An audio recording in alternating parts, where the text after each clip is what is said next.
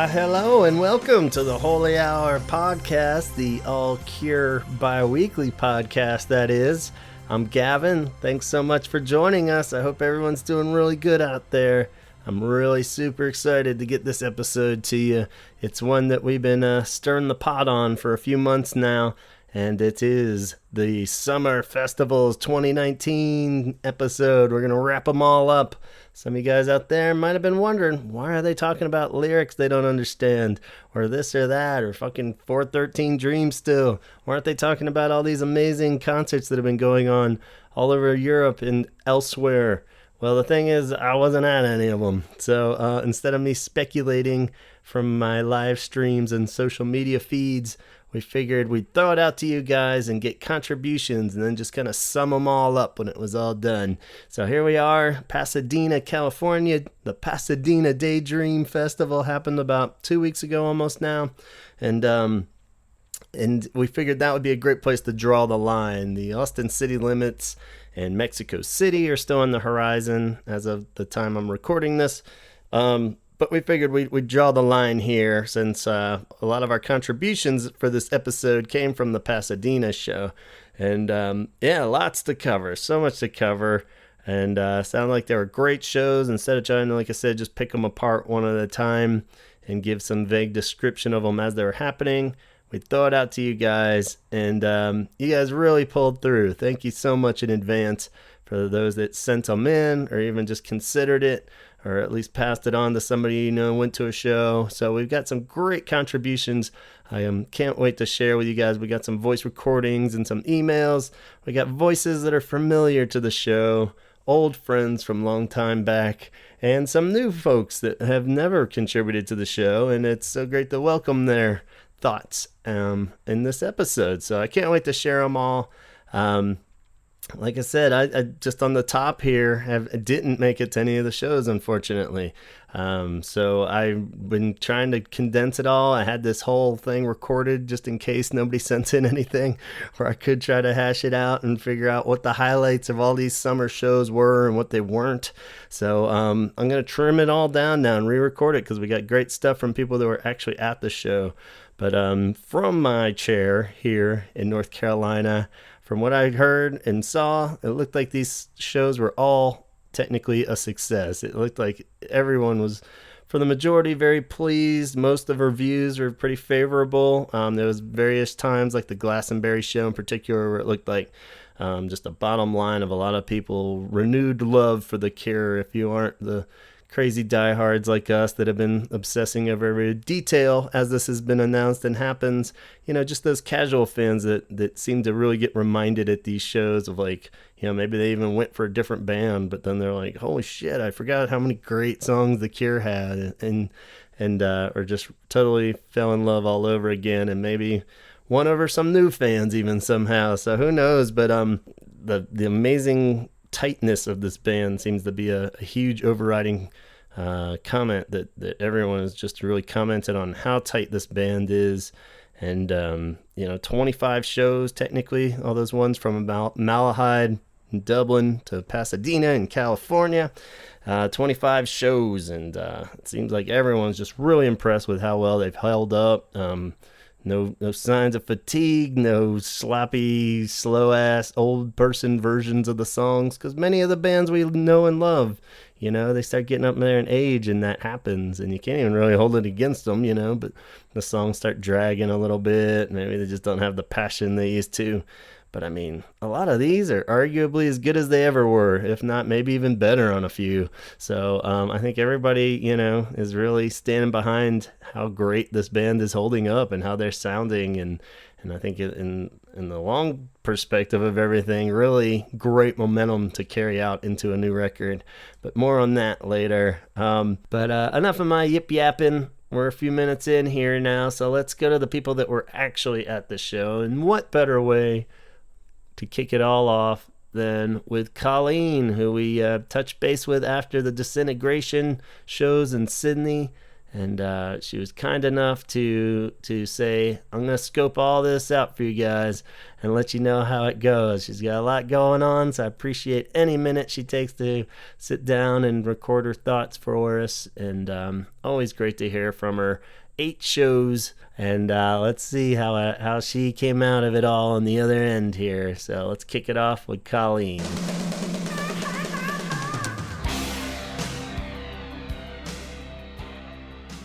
Hello everyone, this is Colleen, the crazy Cure fan who reported earlier on seeing the Cure in South Africa and in Australia.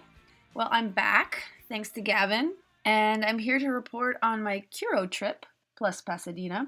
It was a really crazy summer, and there were a lot of highs and lows, and lots of things happened, but I will try to keep my story as short as possible, to stick to the interesting bits and keep it mainly Cure related. So basically, just to start it off, when I learned that the Cure would be headlining over 20 festivals in Europe during the summer, I decided to try to make a trip of it and catch as many as I could. I decided to plan my trip around the concert at Malahide Castle outside of Dublin, Ireland. And my reasoning was that I thought they were less likely to play the standard festival set list, since it was technically a non-festival show. And I was hoping to get a set list similar to the ones they were playing in 2016. And I also thought that the idea of a show near a castle sounded really cool. I thought it might add some ambiance or something like that. I'd already taken a bunch of time off work recently to go to South Africa and to go to Australia, but I figured if I could squeeze in some time during my travels to work remotely for a week or two, then I could be away for 5 weeks. And so if I started with Ireland, that gave me time through the Mad Cool Festival in Madrid, Spain. Just a little bit on a personal note, life leading up to the trip was extremely stressful. It was really hard for me to prepare for being away from work for 5 weeks straight, even with the plan to sort of work in between remotely. And I was trying really hard to finish up work before I left. And, even though I'd been planning for this trip for basically 9 months, I was still cramming to get everything done. So basically, for the last few weeks before I left, I was working 7 days a week, and for the last week I was sleeping about 3 or 4 hours a night, and it was so bad that I can't believe that it got down to this, that the night before I left, I worked until 3 a.m., drove home, slept for 2 hours, and then packed quickly for a 5-week trip. I hadn't even packed yet. It was so crazy. And then I caught a cab to the airport for a 9 a.m. flight. So yeah, with all this sleep deprivation, I caught a cold before my trip, and so I spent most of Ireland pretty sick. And then after I arrived in Dublin, I still had to pull an all-nighter to get some more work done. And then I ended up sleeping until 5 p.m. the next day of the concert, and then I went to Malahide. So I didn't get to see the castle, is basically a long story short, because I basically got there just in time for the concert. And since the concert was on the estate grounds, it seemed quite removed from the castle, so the castle wasn't really part of the background or anything like that. And I have to say, since I was hoping for a 2016 set list, I was kind of disappointed. There were some songs that have not been the regular rotation recently. Just One Kiss, which I really like.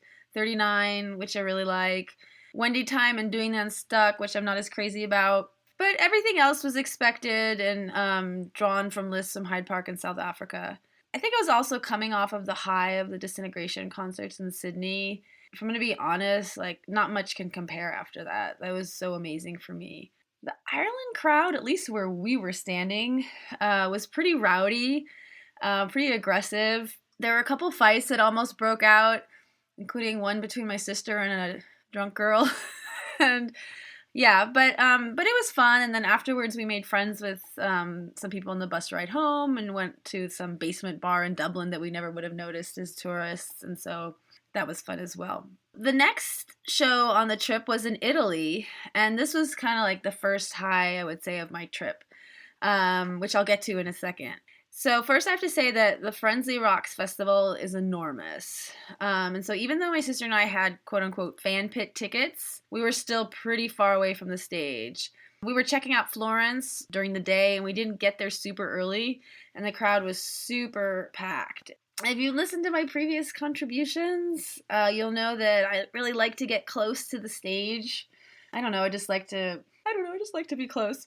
So I was kind of disappointed by the distance, but I do have to say that the fans in Firenze were just amazing, the Italian fans, and the acoustics were really great. The fans were singing along in their Italian accents and, asking for songs from pornography, and yeah, it was great. And the set list at this point, I was starting to figure out that there was a theme because there had been 2 shows since Malahide, and so I still had my hopes up that they were going to change it, but at this point they were playing the version with Shake Dog Shake at the start, and I that's kind of what I was expecting. But it was during this show that I first noticed that Robert Smith changed some of the lyrics in 39. I think he kept the original lyrics at Malahide and then started the change at Pink Pop. And I have to say that throughout my trip, this song would become the highlight of the set list, and it became very emotional for me. I'll try to explain why. I don't have the teenage nostalgia associated with Blood Flowers because I was already in my mid-20s when it came out. But I do like the album a lot, and 39 is one of my favorites, and the lyrics of 39 have always been heart-wrenching for me. It's really hard for me to hear Robert struggle as he gets older with finding passion in his work, and I think we can all relate to this. I certainly do. But more importantly, it pains me to hear him struggle. Every time I hear, I've run right out of thoughts, I've run right out of words, as I've used them up, I just think, no, Robert, no, don't give up.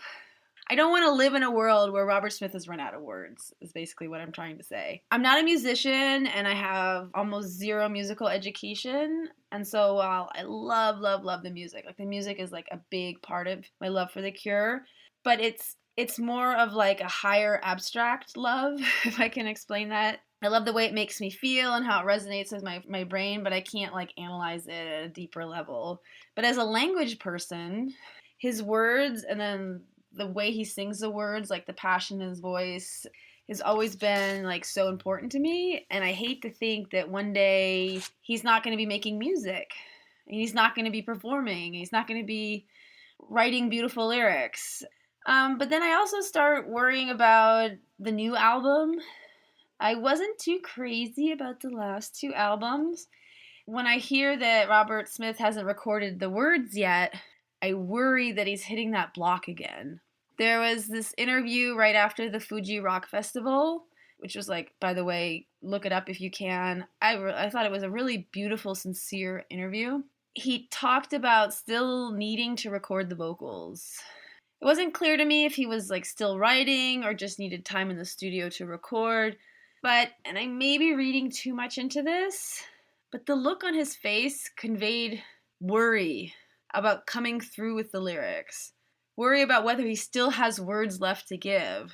I know he doesn't want to disappoint Cure fans, but I think he also wants to show to himself that he still has that passion, that fire that he's talking about losing in this song. So that was very meaningful for me, and I found myself, very emotional during that song every time they played it. But even more emotional in that song, and sorry I'm spending so much time on this song, is the original line, half my life I've been here, half my life in flames, using all I had to keep the fire ablaze. So he wrote that when he was 40, and so he's basically talking about spending half his life, or from 20 to 40, in this music business. And, it just makes me realize how young he was when he started, and how many years and how much of his life he's given to us, creating, performing, burning, and it just makes me feel so grateful that he's given this to us. So then back to Firenze Rocks. So my sister's kind of a contact Cure fan, as I call her. So during 39 in Florence, I think I kind of shouted in her ear, oh, this is the song 39, and it's about Robert Smith struggling with turning 40, and it has this line about spending half his life in The Cure. And then the half my life came, and I noticed that he changed it to 2/3 of my life. And the weight of that just hit me so powerfully. There's a lot wrapped up in that line change for me, and I'm still like kind of unraveling and processing my thoughts and emotions about it. There's a lot in it for me related to both my love of The Cure and my own life. As I get older, I struggle with how fast time passes. It feels like I blink and another 10 years has gone by. And then I think, In 10 years, Robert Smith and various incarnations of The Cure released the albums From 17 Seconds to Disintegration, works of art that play such a huge role in my life. And then I think The Cure haven't released any new music in 11 years. And then I get this weird mixture of sadness and nostalgia, and I promise myself to be more mindful in my own life and to try to notice every moment passing without getting caught up in the rush and anxiety of everyday adult life. And then at the same time, I feel this immense gratitude and respect toward Robert for all that he's given us. And I feel so grateful that they're still performing with passion and love. And that for fuck's sake, I can travel to Europe and see them live. And then with all that, I think, God damn it, Robert is fucking 60 years old and he's been doing this for over 40 years. Amazing. But I'm delaying reporting on my biggest news item from my trip. So, as I've mentioned, I've been a crazy fan for 32 years now, but never in all this time did I ever think I would run into the band. But, drum roll, the band stayed in the same hotel as us in Florence. I have my sister to thank for 2 reasons. First is just luck. She wanted to use her Marriott points, so we picked the closest Marriott to the venue. And the second is her tenacity and pushiness. The truth is, we stayed in that hotel the first night, but the second night after the show, it was booked up.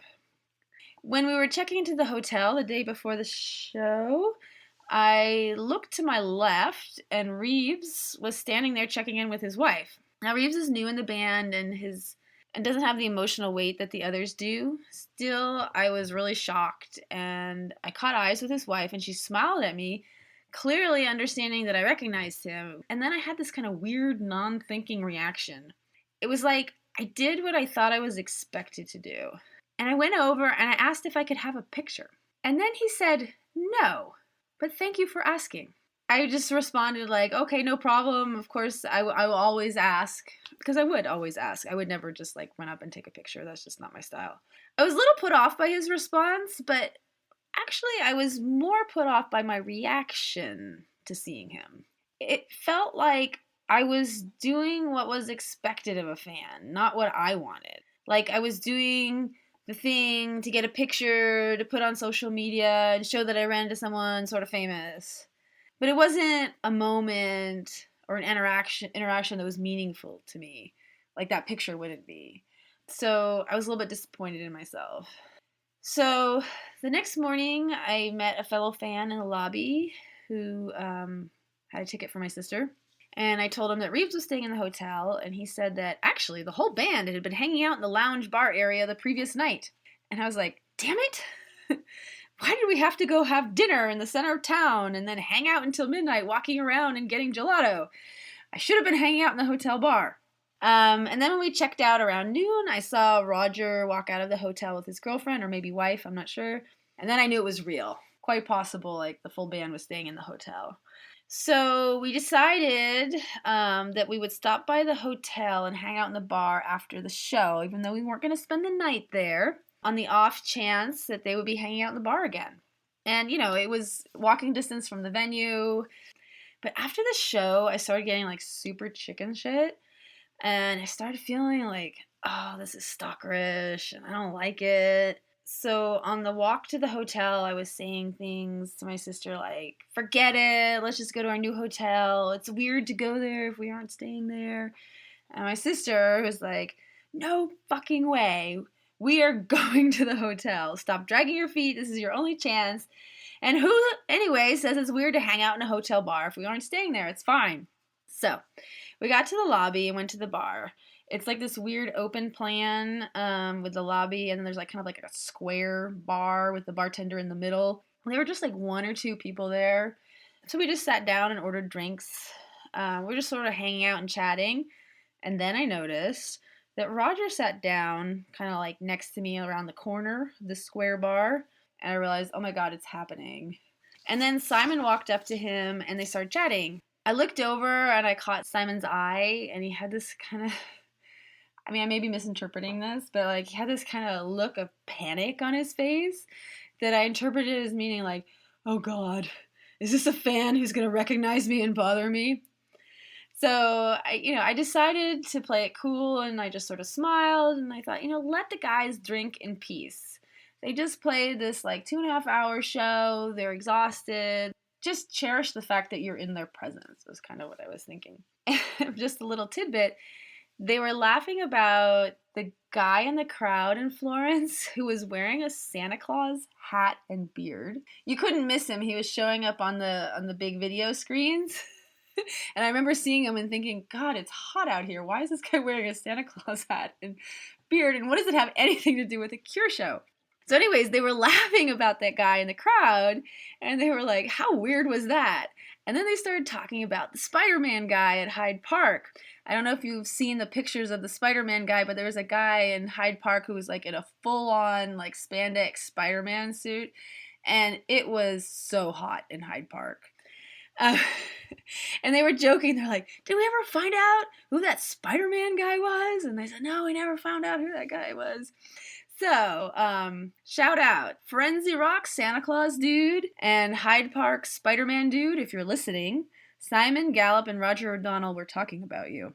Bit by bit, like more people joined, members of the crew, friends, Reeves and his wife. There were a few fans gathered by this point, and it was getting pretty boisterous.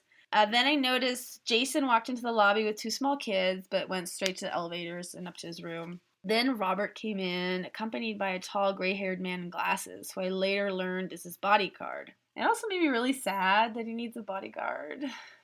I'm just kind of thinking, like, fans, be nice to him.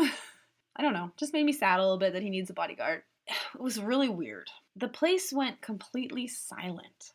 And I have to explain that, like, almost all the noise was coming from the crew and from, you know, like, Simon and Roger talking and Reeves and his wife and them all having drinks, and, like, that was most of the noise. It was like they all just shut up and turned to look at what would happen once Robert walked in the room. And I was like, no, don't do that. You're going to scare him away. I mean, it was weird. Like, aren't they used to it? You know, they're traveling with him. Some of them have been with him for years. Why couldn't they just carry on and let the guy have a normal evening?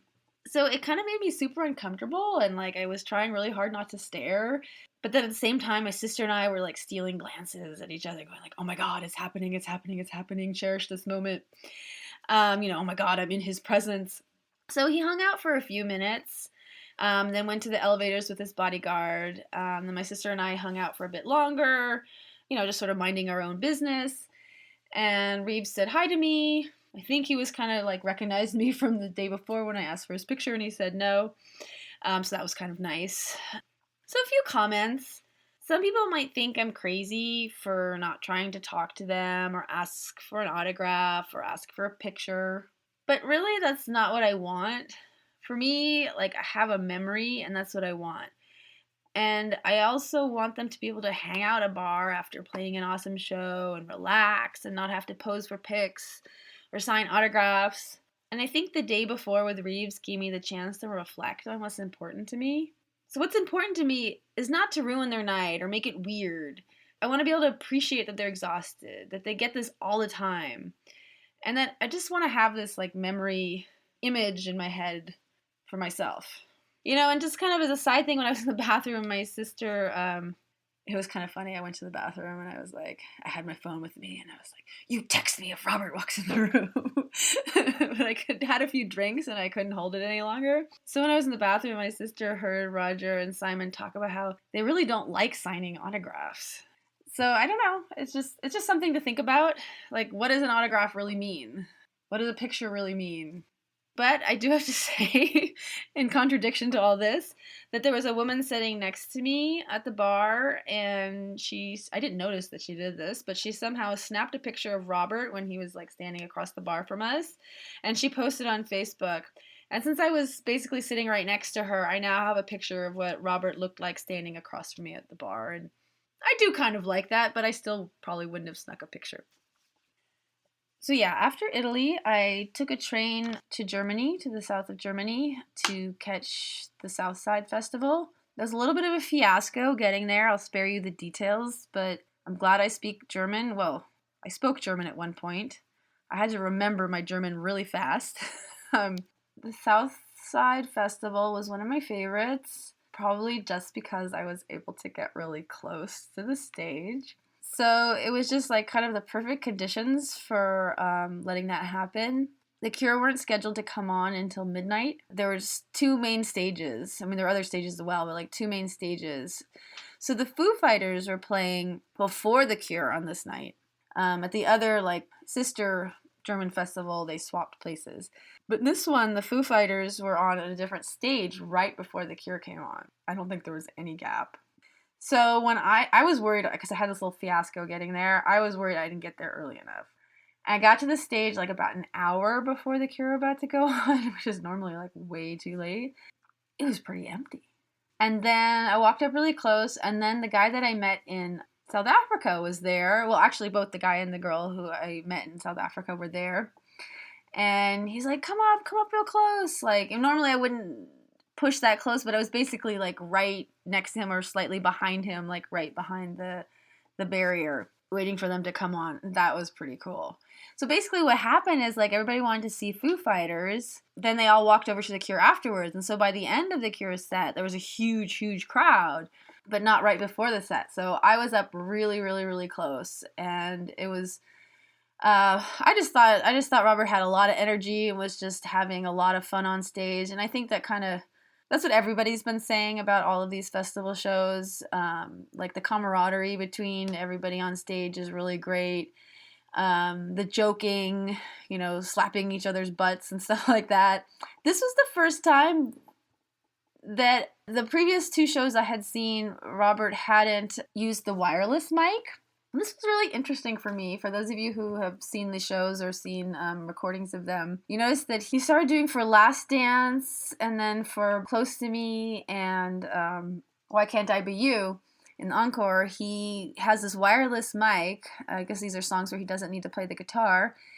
And he walks the stage just kind of holding the mic and singing. And definitely don't think this is the first time he's done it. I really want to investigate this and see how often has he done this. But I'm just so used to seeing him like kind of glued to his microphone stand. It was just kind of weird to see him wandering around the stage holding like kind of like a lounge singer or something like that. But he was having so much fun with it. I think he likes it. I don't know what he thinks. If it's something new, like I said, I don't know if I have a feeling it's been done before, but it's not his regular mode of operation. So I really like that. So that was the first time I had been at a Cure show where he had done that. Let's put it that way. So that was kind of a new experience for me. Then I was in Germany for about a week where I got sick again. And I don't know if you guys were following the heat wave, but I was there for the first one and it was hell. And I was in a place without air conditioning. And then I did a little trip to Belgium to the Vector. I don't know how you say it actually. I meant to look that up. Festival. And where I got to meet a fellow fan of the podcast, Craig and his wife. And I'll share a little. I don't know much about Belgium, but I think they like their beer. So I'll just share this little tidbit about the festival setup. There were lots of stands for food and beer and all that, but there was one kind of in the center of the main stage area.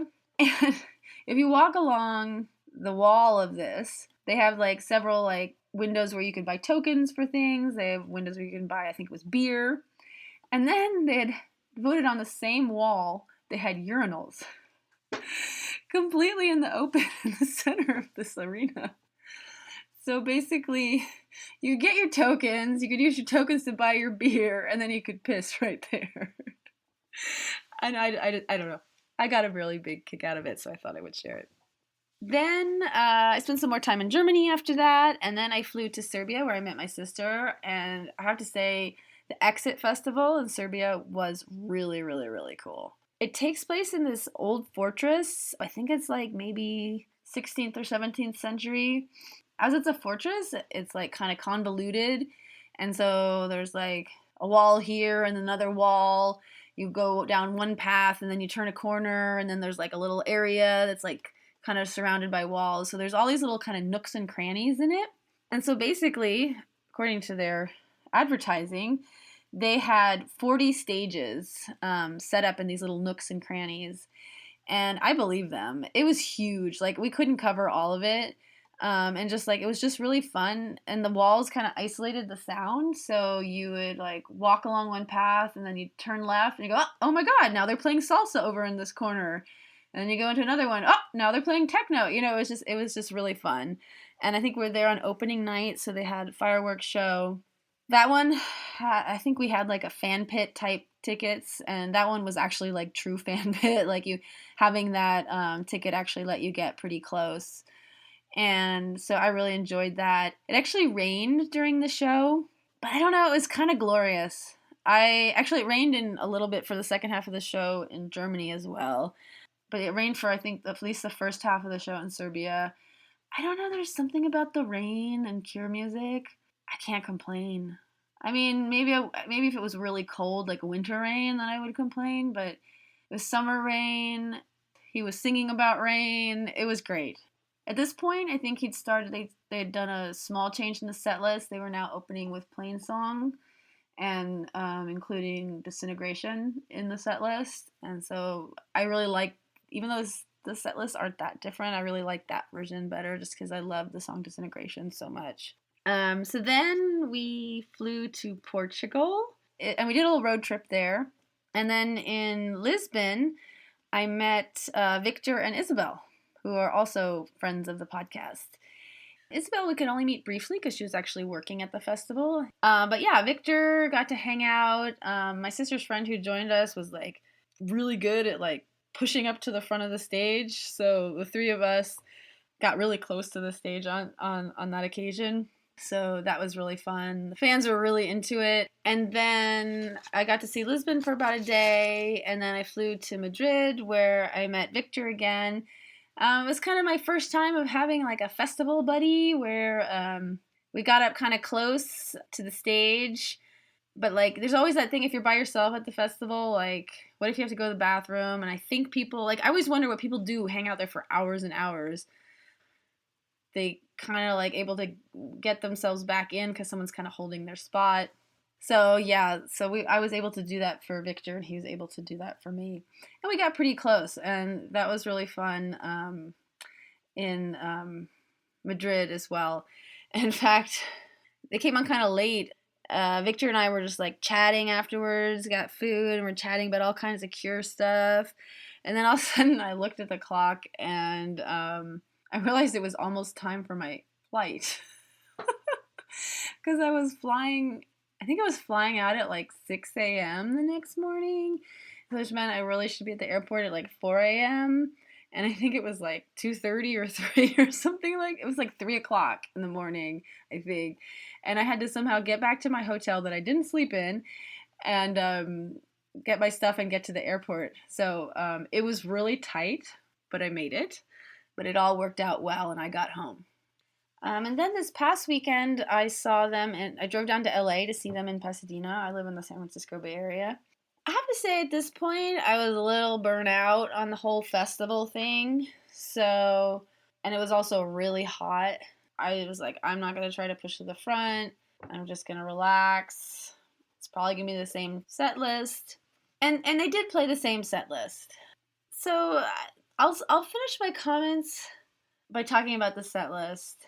I'm a little disappointed, but at the same time, I want to be grateful, if that makes sense. So, I mean, it's kind of like, what the hell? I just saw The Cure like 8 times this summer. Like, how can I? But I just think back to the 2016 tour and I had to go back and check the set list online. Like, was I hallucinating? Like, was I misremembering? But yeah, really, they did significantly change it up each show. I mean, they definitely played, there's like a selection of songs that they play every show. I mean, they always have to play a Forest. They always have to play Friday I'm in Love, Just Like Heaven. I totally get that. But they were able, in their defense, in 2016, they were playing 3 hours plus shows with several encores. But still, I kind of felt like even with, they were given like, I think for most of these festival shows, they were given like 2 hours, 20 minutes. I think some of the songs could have been swapped in, or I think this is what really got me was that the lack of spontaneity. Like I knew what song was coming next, so it just didn't have the joy for me. It's almost like I wish they say if you're gonna play the same 40 songs, like hit random or something like that, randomize it. on one hand, I get it because, and if you've been following the reviews, I think for like 90% of the reviews have just been amazing. They say they have 2 or 3 set lists. I can only really distinguish 2, and that is whether it starts with Shake Dog Shake or starts with Plain Song, whether it ends with 100 Years or ends with Disintegration. Other than that, it's pretty much the same. And I get it. For like kind of a casual Cure fan who's hanging out all day at the festival, doesn't know all their back catalog, it's a pretty awesome set. But for the diehard fans of us, you know, it's nicer if they switch it up a little bit. I know they can do it. I mean, I heard something about, okay, well, maybe they didn't have as much time to rehearse since they were working on the new album. Again, I'm not a musician, but this lineup has been together now for, like 7 years or something like that. Robert and Simon have been playing together for 30 plus. Sometimes I feel like they could play. There's so many songs they could play without rehearsal. I'm not asking for them to play like some obscure B-side that they would obviously have to rehearse, but I was just kind of hoping for a little bit of it mixed up. For example, like they played A Strange Day in South Africa. I really, really, really love that song. I think they played it once in one of the festivals. I can't remember where, Croatia or Helsinki or something like that. But I would have liked to have seen that one mixed in a little bit more. They played a bunch of B-sides from Disintegration. They played a bunch of B-sides of Disintegration in Australia. I would have loved to like have heard one of those in a show or something like that. You know, and everybody, when I was planning this, everybody was saying, you're going to see the same band 7 times. And I would say, like, oh, but they mix it up, and they have 40 years of songs to choose from. But I have to say I was a little bit wrong, and that was definitely disappointing. So, to finish things up here, I'll end by basically saying what I began with. It was a summer of highs and lows, you know, all the things associated with traveling around for 5 weeks, trying to take time off work, getting sick, travel fiascos, that kind of thing. But overall, even though I know I was really neg on the set list, I just want to say like how amazing it was that I was able to do this trip. And I'm really grateful to the band for playing so many shows this year. It's really amazing, and I'm just so happy to see that they're so joyful and playful and having so much fun on the stage, and that they're really getting the praise that they deserve in the reviews for these festivals. Obviously, seeing the band in Italy was like actually being in the same room as them was really, really amazing, and I will never forget that. Being able to get so close up was also really, really amazing. I'm really looking forward to the new album. I'm hoping that Robert is not stuck on the lyrics and that they just do something that's really true to them and that they tour. That's what I'm really looking for out of this new album. Even if I'm not crazy about the album, if they could do another tour like 2016 in the US and around the world, for all you folks around the world, that would make me really, really, really happy. Yeah, so let's keep our fingers crossed that they get the album done soon and that they're happy with it and that they tour. I might not go as crazy as I did this summer, but I definitely will try to catch several shows if they do a US tour. Thanks, Gavin, for letting me tell my long-winded saga of the Curo trip 2019. It was crazy, but I survived and lived to tell about it. Thanks. All right, there you go, guys. Straight from Colleen herself. Thank you so much for sharing all that with us. We all, if anyone's been following this show for the past few months, you've known that this was going to be a big summer for Colleen, and letting us all live vicariously through you. We appreciate it greatly. So thank you for really painting the picture of how it all went, and so many great experiences in there. Sounds like you did it right. So many, not even Cure related necessarily. So many great times and things that happened along the way, I'm sure. So yeah, I really appreciate it, and onward. Maybe we'll see you out there on the road again in 2020 for the new record. But up next we have another. This time is a new contribution from someone we have never heard of before. So we welcome Aaron to the show. Aaron went to 6 of the festival shows: Dublin, Florence, Glastonbury, Glasgow, Paris, and California. So a lot of overlap here. You might have been standing next to Colleen at some of these and didn't even realize it. But we hear from Aaron Aaron is from England and sent us in these cool voice message of how the whole experience translated to him. So let's kick it off to Aaron. So the Cure finished their summer festivals. I was at 6 of them, from the first one, Dublin, to the last one at Pasadena, actually, with Florence, Glastonbury, Glasgow and Paris in between, spread out through the rest of the time. There've been some brilliant shows. The band have been loving it. There's been some really funny moments, and Robert with his radio mic has been a revelation. We've all enjoyed those moments, and the sets have been great. Getting Last Dance every night is a winner for me.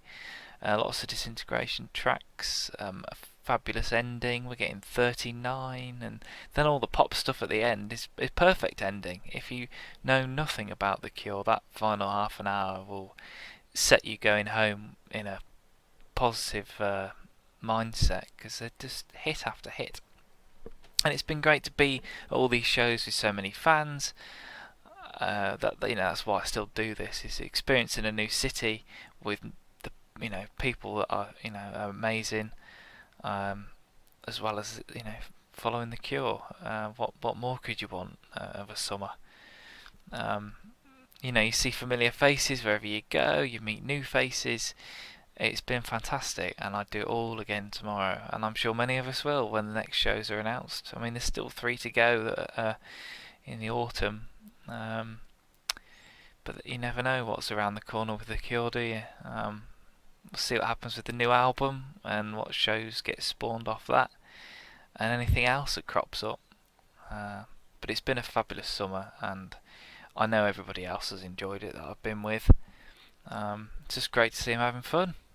40 years down the line. It's brilliant. I suppose one particular highlight from the summer would be Glastonbury. Although, a festival show rather than one of the dedicated ones like Glasgow or Dublin, it was just brilliant to be at the front amongst people who'd never seen the Cure before. All the people on the front row by me had never seen them, and they're asking me loads of questions and wondering what was going to happen, and it was just brilliant to see new fans be really excited about what was going to happen, and then even better to see them excited when it was happening and they're enjoying it. I mean, for most of the summer when I've been at the shows, I've known people, and it's been great to be with friends, but it's a different experience at Glastonbury. It's such a big event in itself, 200,000 people, and I was thinking, would they get a big crowd? And they obviously did. Looking at the video footage, it was really good sort of BBC footage. Nice to be down the front for it, and you can spot me a couple of times. But it was a great show. I mean, they've all been great shows. The band have had great fun all summer. Robert with his radio mic is obviously a highlight. But yeah, Glastonbury, it was just a really special thing to see, having been 3 the last time they played it. There's no chance I could have seen the other performances, and I don't suppose they'll play again, so it was something really, really special.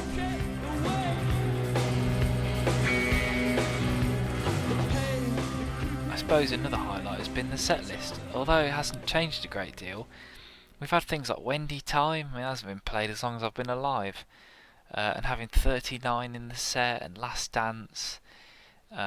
These aren't festival songs, but they fit perfectly in the set, the way it's sort of crafted, and you sort of build up to the last few songs that really just hit you right in the emotions. Especially the Disintegration ending.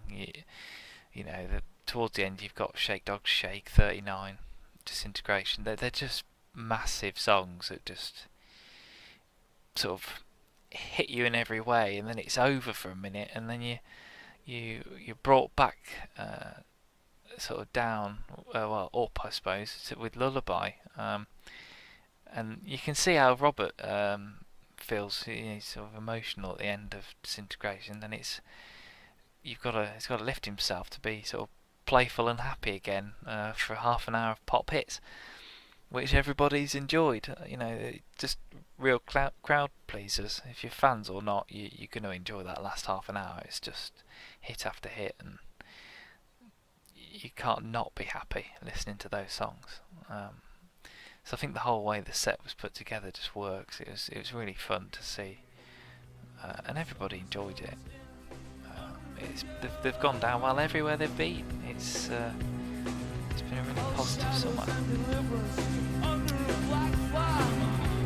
All right, thanks so much, Aaron. Great to have you on the show. Really appreciate your thoughts, especially on Glastonbury. We didn't really get too much play-by-play on Glastonbury, and that's just a whole thing in itself. So great to get a glimpse of what that experience was like from somebody that was there and in the trenches. So hope to have you back, and thanks so much for listening and sending in your thoughts. Really, really appreciate it.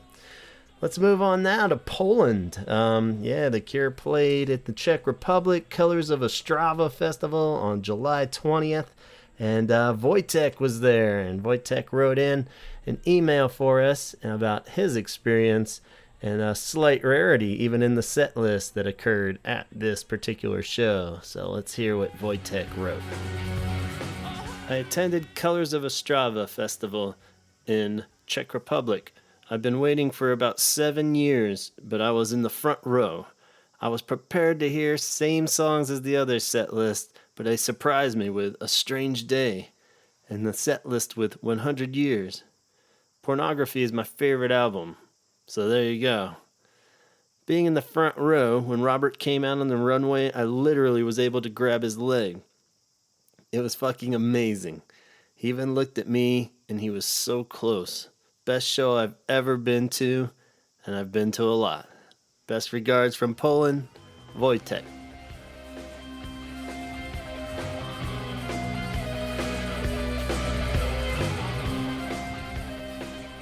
All right, thanks so much, Wojtek, for writing in. Greatly appreciate it, and appreciate the perspective from the Colors of Ostrava Festival. So I'm not sure we had too many overlap there, and great to hear about that one. And glad you got some slight rarities with the pornography tracks there. So thank you very much. And we're going to shift gears now since, like I said, we had quite a few perspectives on Pasadena, the last show. We're going to take a little break from Europe and see what happened at the final festival show in this grouping out in Pasadena, California at the Daydream Festival. So let's hear what Scott has to say. He was out there soaking up the sunshine and the whole experience. So what you got, Scott? Hey, what's up, Holy Hour Podcast? This is your friend Scott, sometime contributor, longtime listener. So you put out the call for opinions and reviews on the festival season and any shows that we might have seen this summer. I, last weekend, took my wife to see The Cure at the Daydream Festival. That was August 31st in Pasadena at the golf course surrounding the Rose Bowl.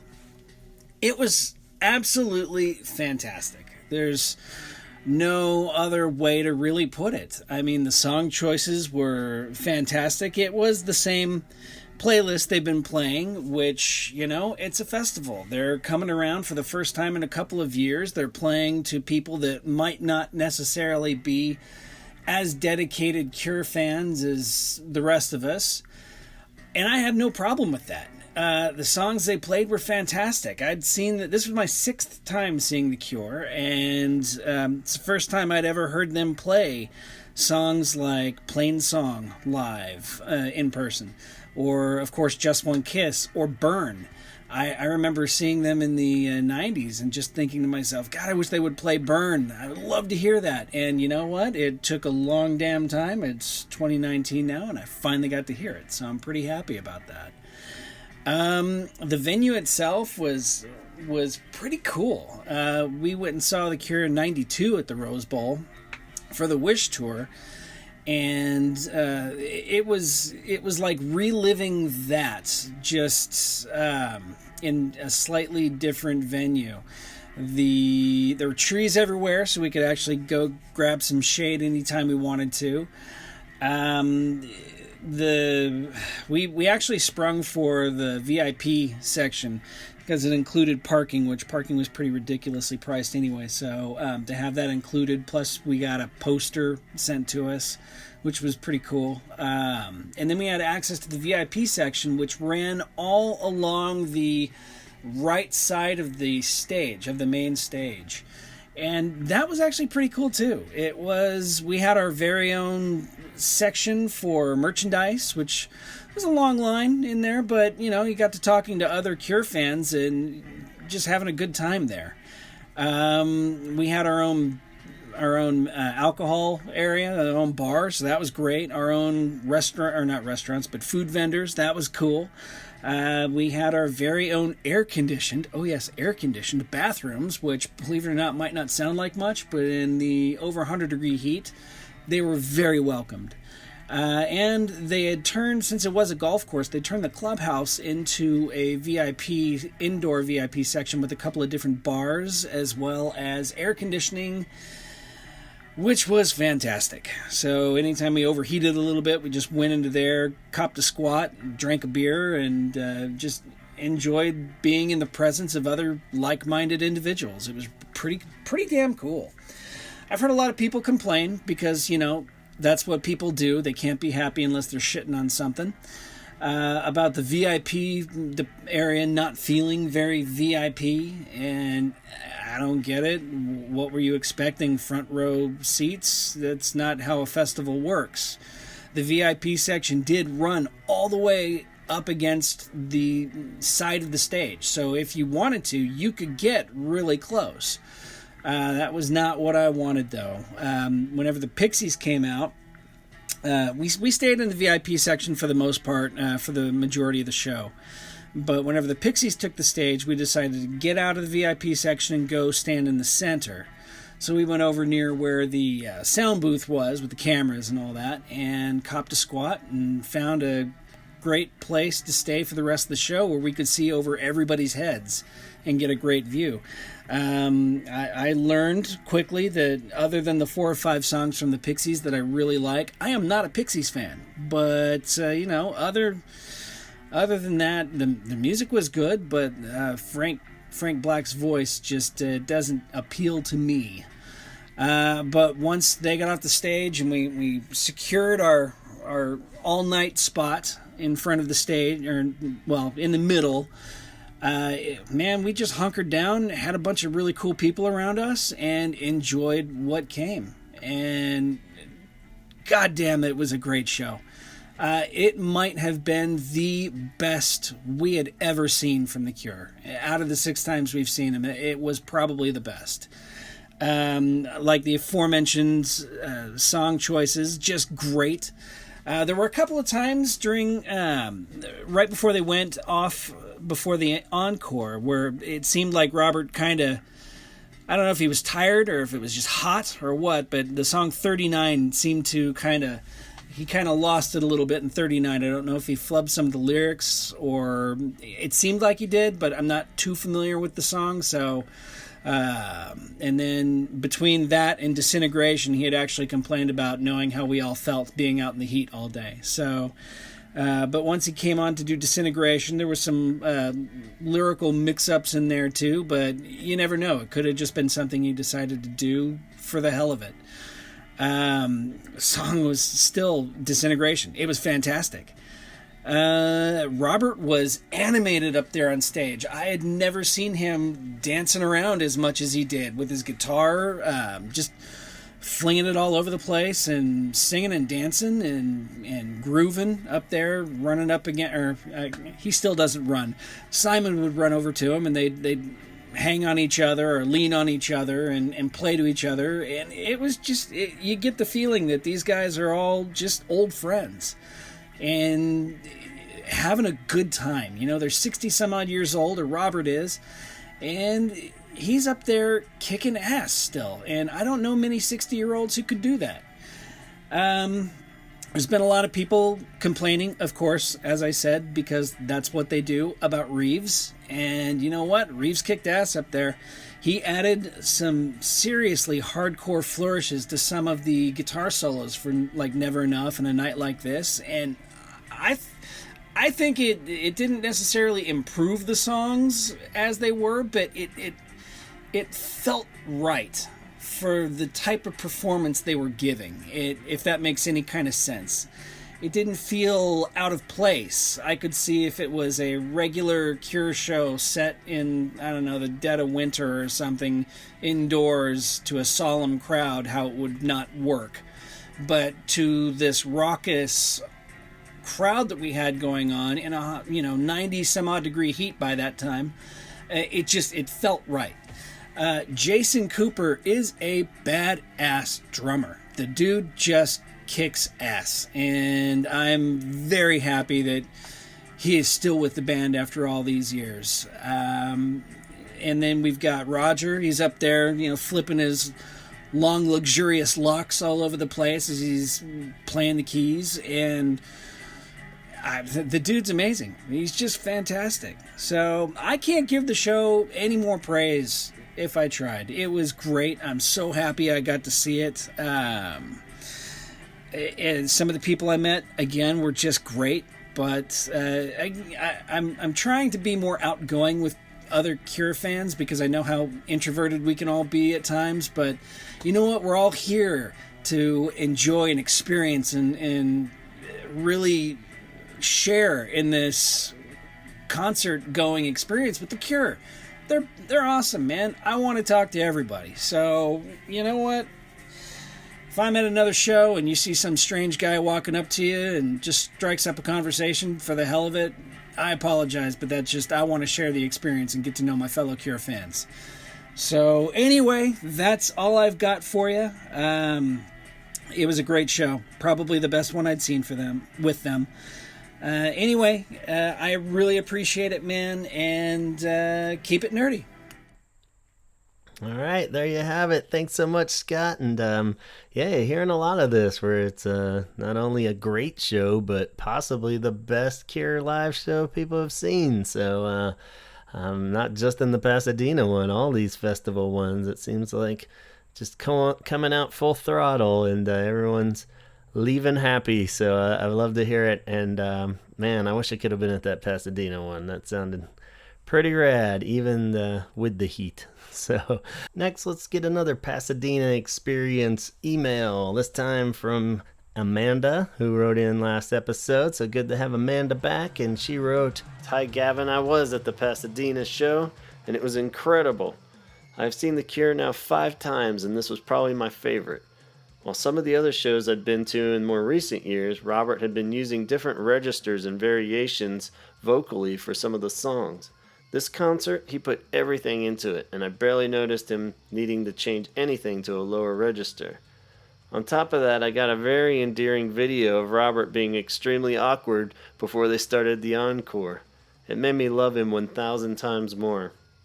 They seem to really love playing for the LA crowd, which I extremely appreciate being one of them. So I noticed some differences in the crowd and fans from this festival versus the Hyde Park show last year in London, which I was also fortunate enough to go to. The British folks were very loose and goofy, and most of them were dancing around for the whole show, never picking up their phones to record anything.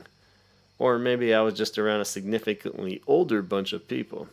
And of course they were very boozy. Additionally, as you know, they played more pop-centered set in Hyde Park. I'm guessing because it was celebrating their 40 years and they've come to realize maybe British fans like the pop stuff more. While here in LA, the fans were very stationary, recording every moment of the show on their phones and screens. They seemed to mix up the set a bit. Every other song was pop, while the songs in between were ones I had never heard before live. I mean, Just One Kiss, 39... These are 2 that I was shocked and fangirling out on to hear live. I'm also pretty sure I never heard Never Enough live as well. Also, not embarrassed to admit, when they played From the Edge of the Deep Green Sea, I got so emotionally into it that my boyfriend turned to me and saw tears in my eyes. Seeing The Cure is the equivalent to going to church. So I was bummed that they didn't play Pirate Ships, but the set was perfect regardless. It was great to hear Burn for a second time. I had heard it previously in 2016. Shake Dog Shake was just so much better this time than it was at Hyde Park, and even the show I saw in LA in 2016. I mean, really, just an incredibly perfect performance. Also, the Pixies were great. I wasn't able to see them the last show I was at when they headlined with The Cure in 2004, so I was glad to see them with The Cure in Pasadena this time. At the beginning of one of the encore songs, can't remember which, Robert started singing, "Where's My Mind?" You can tell he's quite fond of Black Francis in his dorky own way. I think I also noticed a theme in the set. There was some water and some fire elements in the theme. I feel like, well, maybe water is quite a theme that reoccurs in their repertoire, but they played Just Like Heaven, and then right after they played From the Edge of the Deep Green Sea. And then they played Burn earlier, and close after Edge of the Deep Green Sea they did 39. Maybe I'm just getting the symbolism wrong, or maybe there's no symbolism to analyze at all, but it felt significant to me. It felt like the flip side to one another, or like a creation-destruction theme. Same as how Harold and Joe is to the flip side of Never Enough. Maybe? Yeah? Take care, Amanda. All right. Yeah, we love any kind of conspiracy theory or speculation on this show, so we'll have to ponder that one a bit more and get back to you, Amanda. But yeah, thanks so much. Pasadena, another favorite. So I don't know, sounds like you missed a good one there. But thank you so much for sharing your thoughts. Let's go back to Europe now. Going back in time a little bit. This one was the Glasgow show, and it was on August 16th, and quite a few of you went to that one too if you went to more than one. John, who's a friend of the show and you've heard from before, was at that show in particular, and he was kind enough to send us his thoughts right after getting back from the Glasgow Festival show in Scotland. First time there in 27 years, I think it was. So let's see how that whole show went. Hey, Holy Hour Podcast, John here, coming from the UK. I'm here to talk about the recent show that I attended by The Cure, the Glasgow Summer Sessions in Scotland. It was their first time back in Scotland in 25 years. 27 years, sorry about that.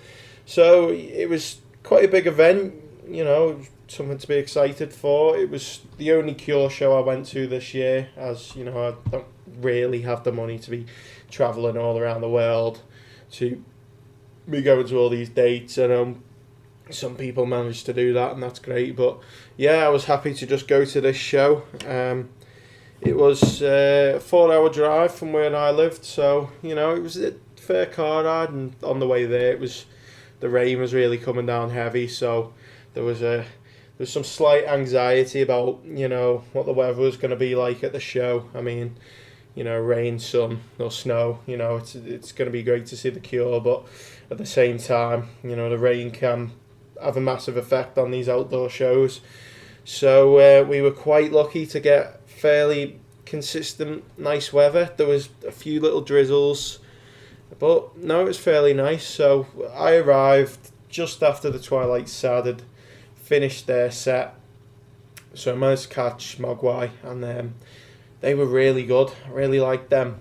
A lot of instrumental stuff though, which I'm not majorly keen on, to be honest. I like a bit of lyrics and vocals in my music, so it was a great experience to see them live, but I don't think I'd be seeking them out anytime soon if they were to ever come on in any kind of scenario. I'd be happy to listen to them. But yeah, they put on a really great show. They all seemed on top form. Before we get into the actual show itself, just a few little things. Merch. The merch was so. The shirts, I got the shirt, just kind of had The Cure, black shirt with The Cure in bold writing, kind of pink fluorescent kind of bold text, which looked cool, but it's always nice to have a bit of variety with the merch. I can kind of be one of them who can be sucked into buying all kinds of daft crap from bands, but that was pretty much it. Shirts, hats, pins, and a poster for £30. I don't know what the hell that was about, but God help him. God help anyone who bought that, I tell you. So so the Cure came on. They opened with Plain Song, and pretty much went into what has pretty much been the consistent set list of this tour. Plenty of Disintegration. They put all the hits in there in between days, just like Heaven, so on, and then you kind of get your deeper cuts like Burn. That was great to hear again. Just One Kiss, that was really great. 39, I really enjoyed that. It felt a lot better live than it does on the record.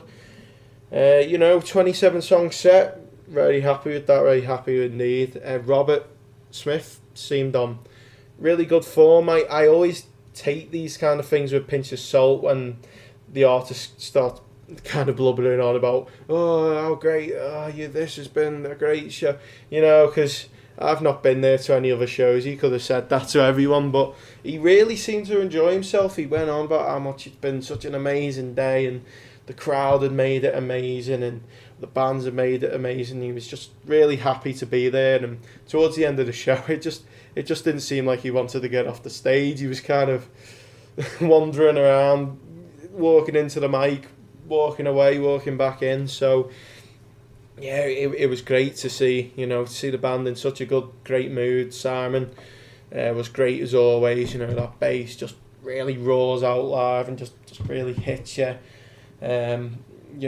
Reeve, yeah, he was pretty statuesque. Everything he was playing was pretty tight and on form, but he wasn't really moving around or giving it the old stage performance as much as the other members. But it's not really about that at the end of the day, is it? What else can I really talk about?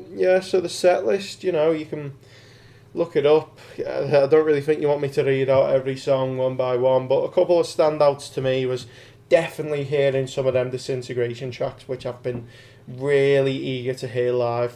Every time I've seen them, they've kind of stayed away from the Disintegration stuff. They didn't play too much of it in 2014, and in 2016, the show I went to was the one where they kind of opened with Shake Dog Shake and didn't really go near the Disintegration stuff. So it was so great to hear Plain Song, and oh my god, hearing Disintegration live was. I'm not one of them who cries at shows some people do, and it's great to really get into that raw emotion. But I was close. I'm not gonna lie, I was close when Disintegration came on. The Edge of the Deep Green Sea is just such an epic song to hear live, just like Heaven. It's always been one of my favourites from the band. It was just a great set list, a great place to see them, once the sun had set and it was dark, and it really brought out the magic of the band. I'd say from Push, which was like the 11th song in, all the way to about Shake Dog Shake, which was the 18th. That's when the energy from both the crowd and the band was just really there. Everybody was dancing and just chaos. The crowd was moving. The band was moving. Robert was dancing. He was getting into it. You could see the smiles on their faces. It was really great. So, just basically that's it. I could waffle on all day just about all kinds, but I'm pretty sure there's a lot to get through on this episode. So, I'll kind of put it there. Future Cure gigs. I'd really love to hear some stuff off Wish, like Trust, A Letter to Elise, Apart. It'd be great to hear them. Obviously, it'd be great to hear some new music off a new album. Really, fingers crossed for 2020 on that one. I can't see it coming out this year now, especially, they've got a big box set coming out. They've got a few things in the works. So, that's me signing out. Catch you soon. All right, John, thanks so much. Always great perspective. And, of course, thanks so much for painting the picture of the whole evening there in Scotland. How rad. That sounds like a great one to go to. Hard to say if I could pick one now that they're all done. Which one would I want to go to even? And I don't know. It sounds like there's so many great ones, but that might have been up there. Yeah, what a cool show. All right, next up we have our old friend Isabel, and she wrote us 2-part email. She attended the Lisbon, Portugal festival and also the last European one in Paris. And the first part of the email came before Paris, and then the next part is after Paris. So this is what she wrote. After the Lisbon show, but before Paris, she said, I think I've never seen The Cure play so tightly, so solid, and so happy. I'm really amazed. I've watched most of the summer concerts via live stream, and I'm really absolutely amazed. And Robert's small talking before the encore, always different and so sweet. Some songs sounded even better live. The trio of A Play for Today, A Forest, and Primary still work so well together. Burn has been a great surprise. Plainsong is still the best concert opening song ever in the universe, and the poppy songs at the end are a perfect way to end a party and go home with a happy feeling. The set list don't change much between opening with Shake Dog Shake or Plainsong and closing with 100 Years or Disintegration. A Forest closed, but only in Germany. Don't know why. See my colorful Excel spreadsheet. About Lisbon, though, it was really special because I met Colleen and Victor there. I've been a bit shy about being a Cure fan for years. I think I had told you guys about that before. None of my close friends are fans. We share other bands, sure, but sadly, not my favorite. Usually I go to gigs with my brother or my ex-husband, but they don't feel the love. This was the first time I met other crazy people like me. It was really something. Though we didn't spend a lot of time, nor watch the show together, as I was working at the show, but I did watch the show from a different perspective, a first time for me. I was far from the stage, laying on the floor with a very special person next to me, but incredibly tired, and feeling that sound invading our souls. It was a totally new experience. Usually I stand in the front row, jumping up and down. Though I was a bit disappointed at first, because they opened with Shake Dog Shake, and not Plainsong. Although I do adore Shake Dog Shake. Then I truly enjoyed the show. It was something somehow mystical. So onward to Paris, going on my own, and on the hope of getting Plainsong and Disintegration, and doing the Unstuck would be great. It's my happy pill for gray days. But if I don't get those, never mind. It's The Cure, the most amazing band on the planet, and we get to be living here at the same time. How lucky are we? And then off she goes to Paris.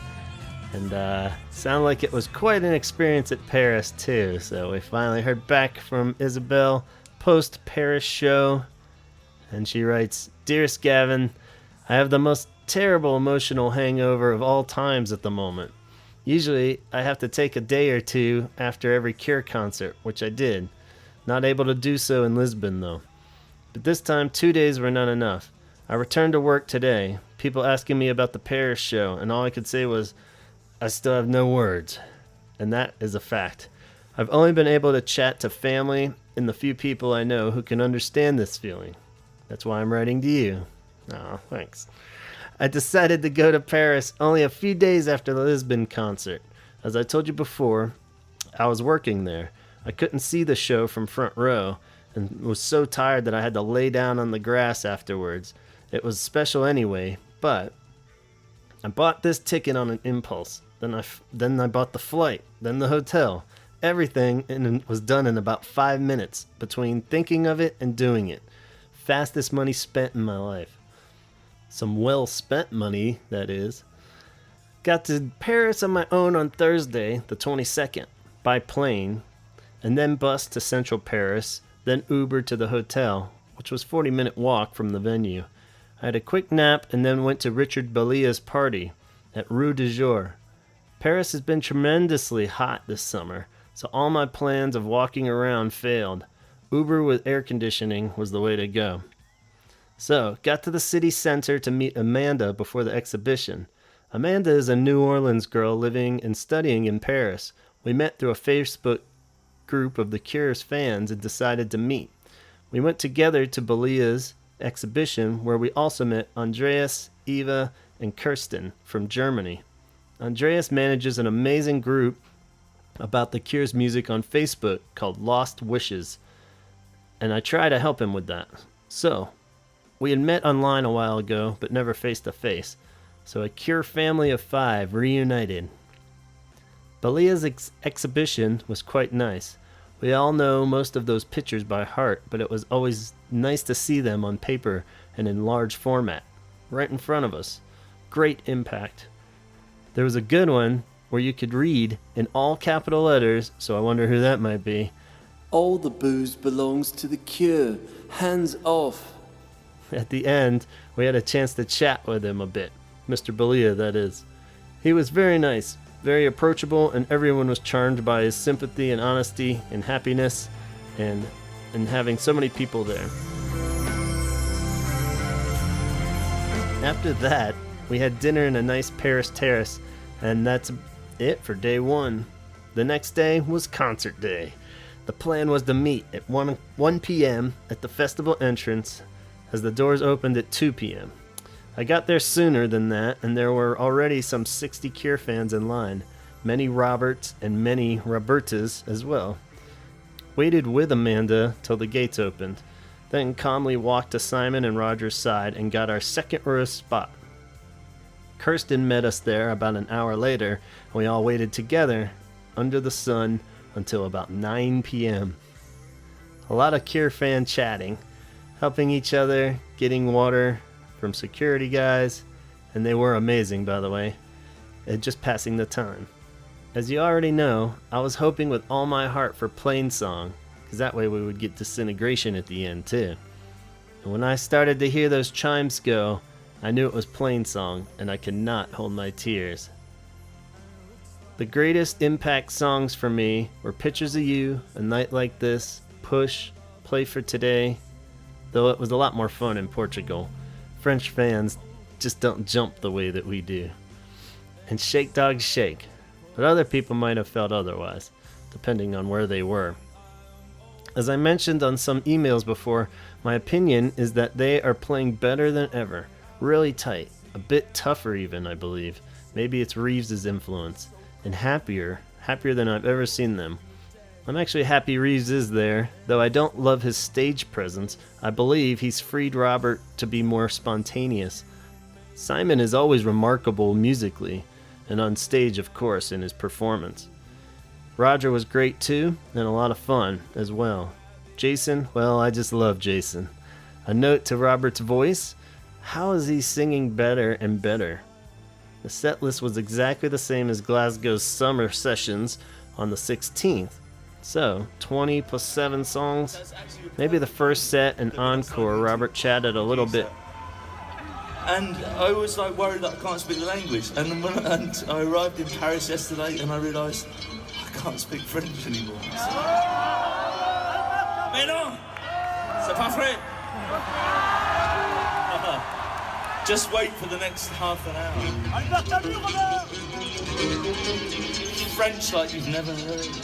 From my translation, that means, but no, that is not true. Haha, Robert the prankster. Anyway, back to Isabel's email.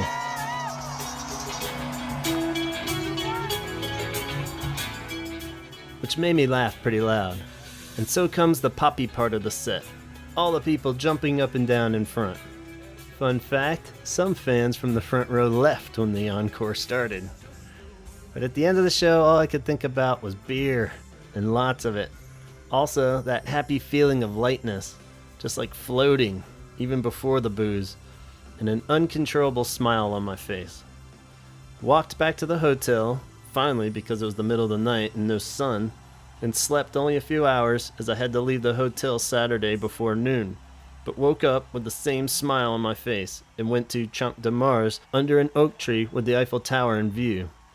Then the bus to the airport, then back home on a plane. Then lazy Sunday, unable to leave the house or talk to humans, so I watched the show on the computer to relive all those emotions again. I finished this email as the previous one. It's The Cure, the most amazing band on the planet, and we get to be living here at the same time. How lucky are we? Isabel. All right, thanks so much, Isabel. Always great to hear from you, and thanks for sharing your thoughts on those two shows. So glad you made it to that second show in Paris. Sounded like it was an amazing time, and hopefully you're recovered, but maybe you never fully recovered from a Cure show. We are very lucky. I can't express that enough, and so glad that this band is still kicking out these amazing shows so far into their career at this point, and it is an important thing not to take it for granted. So thanks for reminding all of us of that. And we're going to wrap up now with a segment from our old buddy Arusha. She got together with her friend Jeff, who was not at the Pasadena show, and Arusha is going to share with Jeff and us her experiences of not only Pasadena, but she was at Helsinki and Dublin and Glasgow too, and just the whole experience. We figured no better way to wrap up all these festival shows than from Arusha herself, somebody, the most experienced Cure goer out there that I know anyway.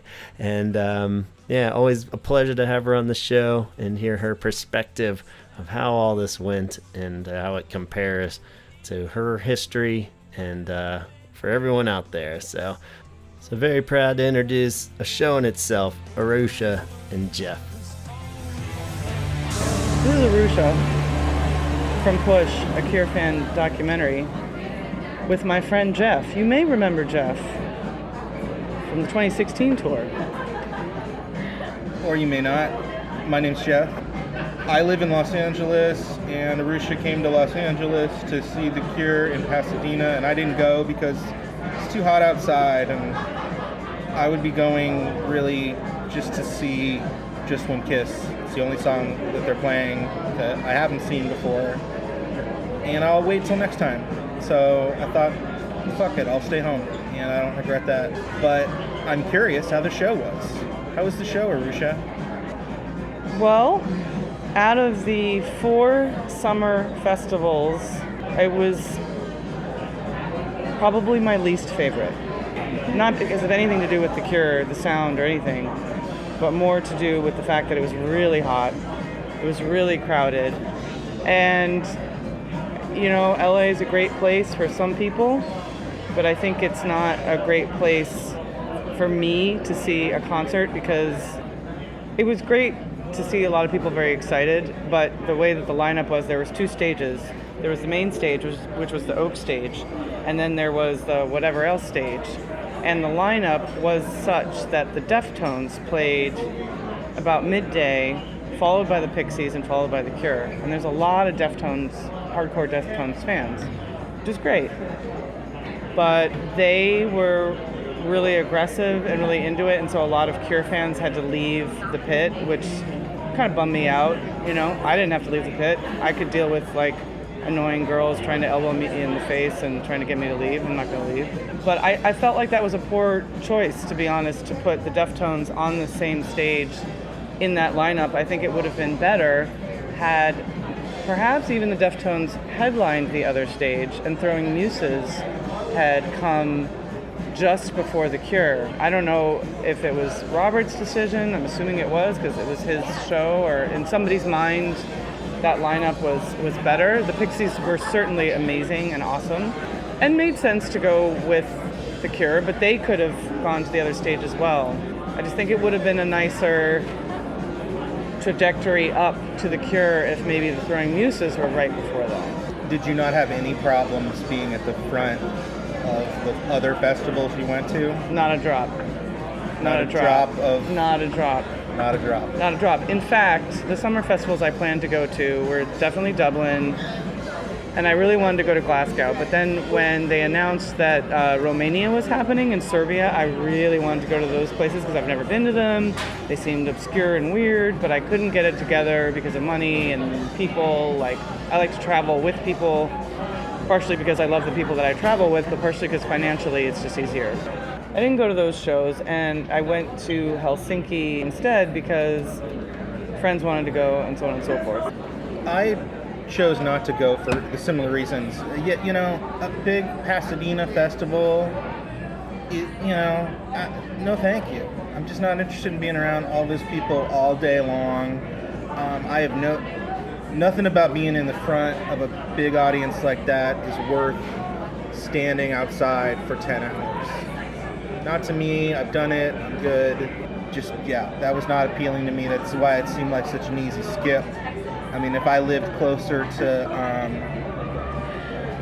Sweden, I would go to the big Swedish festival, and I think that'd be really fun because I've never done the big Euro festival. But yeah, this one seemed very skippable, and it sounds like, for all the reasons I assumed, minus any catastrophes. It sounds like you didn't have any huge issues with lines or truly horrible people or security being mean, nothing like that, right? What were the other negatives before we go to the positives? Just the generic layout of the festival. As a person that has gone to a ton of festivals but who loves music, for me, the festival idea is a conundrum because I think generally speaking, one could say that as you age, you have less tolerance for being outside all day long, and then it's hot, and then the drinks are expensive, and the bathrooms are just porta-johns. There's these variables that are really not a big deal, but they're choices that you make, and you get to know yourself as you age and things change, and you're like, well, I don't want to go to the porta-john, like I want a real bathroom, or I don't want to stand all day, or... Did you get the VIP tickets or the regular tickets? No, absolutely not. No, I mean, that's the other thing, is like... Did you hear about how different it was for VIP? I heard it was not different. It's just they were slightly closer? No. When Robert got on stage, did he say, "Welcome to the Pasadena Daydream"? I don't recall that. I don't think he did. Oh, okay. But sure. I could be wrong. And the other thing is, with The Cure in general, and this is a general statement, this is not a fact, this is an opinion by Arusha Baker. But what I have observed is in any festival run or even a tour run, sometimes by the end of the run, it's like they've got their songs, they've got their game plan, and that's it. Like in 2016, you and I went to the first 3 shows of that tour in America, and they were in-fucking-credible. Why? Because it seemed like they were trying the million songs that they had rehearsed. So as an audience participation, it was like Christmas times 100. But by the end of the tour, and reasonably so, it's like, oh, we got our groove. When they announced the festival, well, I guess I should say, as soon as they started playing these festival dates, I knew what Pasadena Daydream was going to look exactly like. And the set list was exactly what I thought it would be. And those are all great songs. It's great. That's cool. But it's not something new, and I knew that they wouldn't change it up for the end of this run of shows. The reason why I chose Pasadena was because it was a curated thing from The Cure. I knew that I would see my friends, a lot of friends I hadn't seen and I wouldn't get to see, but that definitely was the least favorite. Now that said, Pasadena Daydream, the sound was very, very good. Cool. The sound mix was really good at that venue. For Twilight Sad, they sounded terrible, but not Twilight Sad as a band. Like the band didn't sound terrible. It was just the mix at the gig. Like there were some kinks they had to work out. It sounded like a speaker was blown. You couldn't hear the drums in the moment. You didn't hear James. It was a mess, which was unfortunate for them because they're a great band. Did you see Mogwai?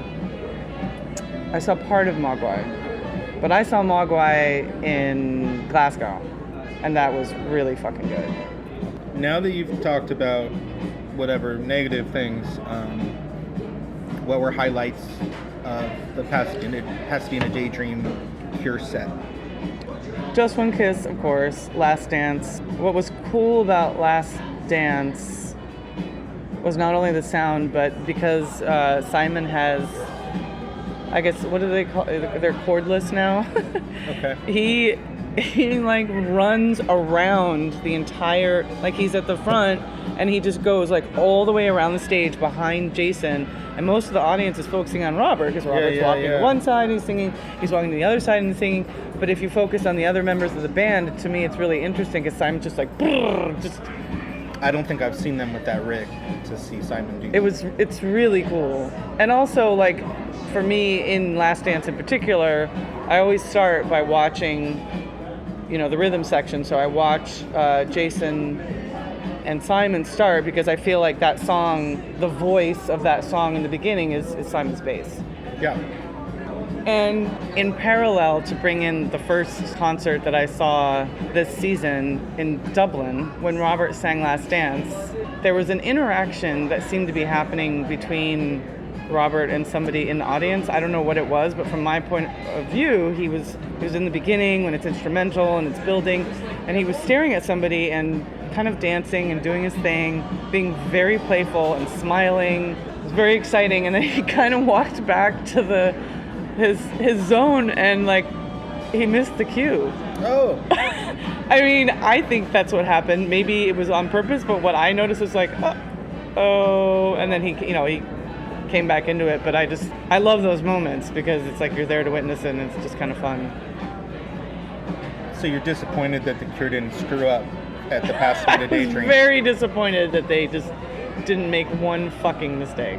And by the time the Cure came on, it wasn't horribly hot outside? Is that true? Yes, that was great. So by the time they came on, it was breezy and cool, and nighttime, actually. I mean, and as far as the set list for me at this point in my life and my relationship with seeing the Cure, I don't really care what they play in some respects, because I'm just so happy to still be able to see them playing so well. Yes. And to see them so happy. They just seem like they're having a really great time. Yeah, there's very few songs that they ever play anymore that I don't always want to see. So I knew that by not going, they'll probably play a night like this or Fascination Street, and I know it'll be awesome. But I just, decided to choose a different shot. And like, this one isn't the one. At the end of the day, the audience in the front were great. Like, there were no major assholes in the pit in Pasadena. In the moments of the Deftones, there was just aggressive people, and they just... You had to fight for your spot, and it's not as fun as not fighting for your spot. Yeah, and I mean, it's like again, like me personally, I don't give a shit. Like, if Crass was there, I would have loved to see Crass. Yeah, I just don't want to see... I don't want to see them used to what you're used to. Right. And it's like, you're going to elbow me in the face? All right, well, I'm just going to stand here and let you do it, and then you're going to get mad that I'm not fighting back. You win. The fake eye they gave you looks really real. The what? The fake eye when that girl knocked her eye out.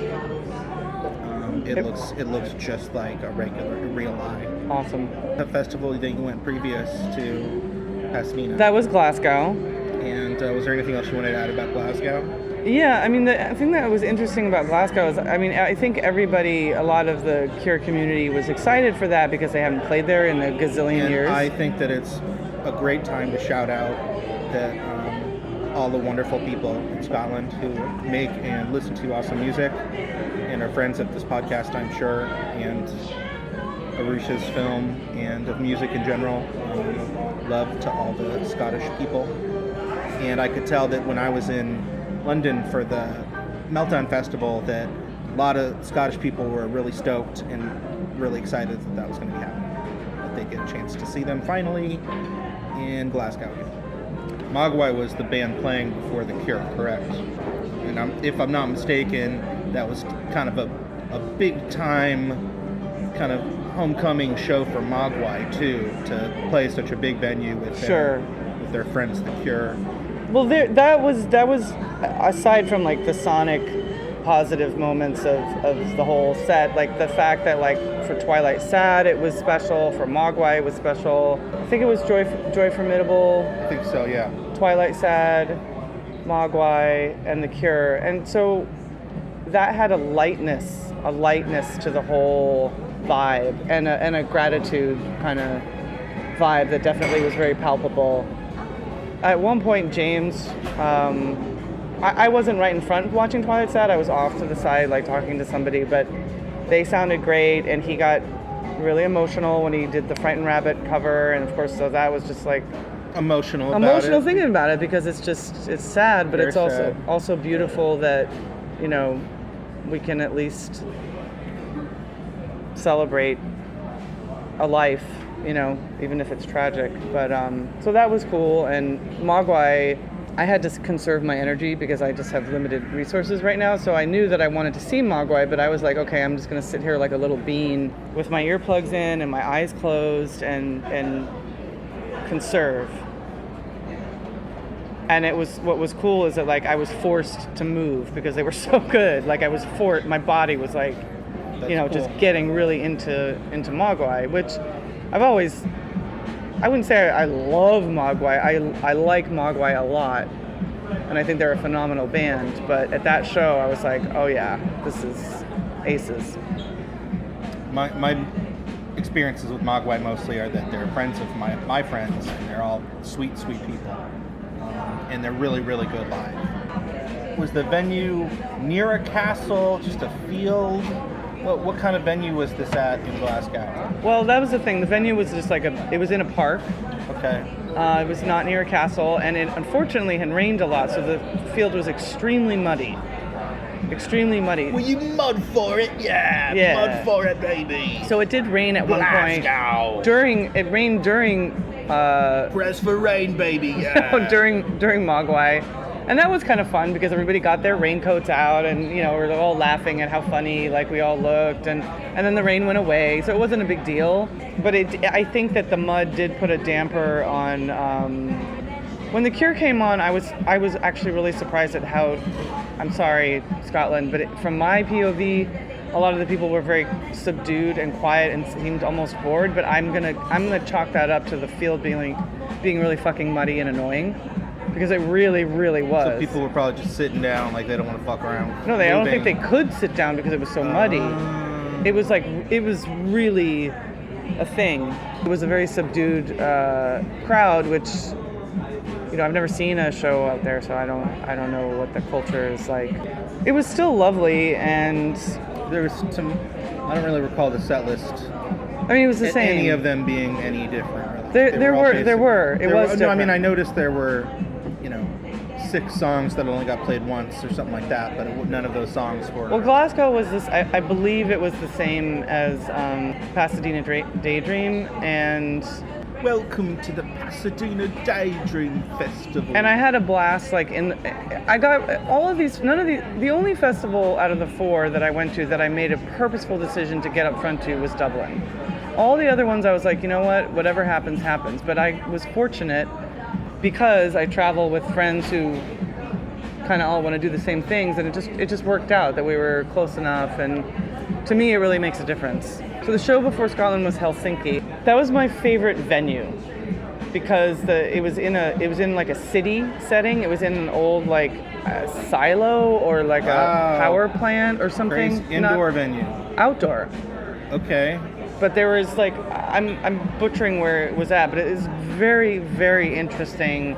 Like you walk into the festival, but it's like in a city. It's like on pavement, and so within the festival, it was like you'd walk down an alley to another part of the festival, wow. And then you're seeing a drag show, and then you walk into a room and you're seeing a movie, and then you're walking over here and there's another stage. And sonically, the way that they've crafted the Flow Festival is that none of the sound leaked into anywhere. Very cool.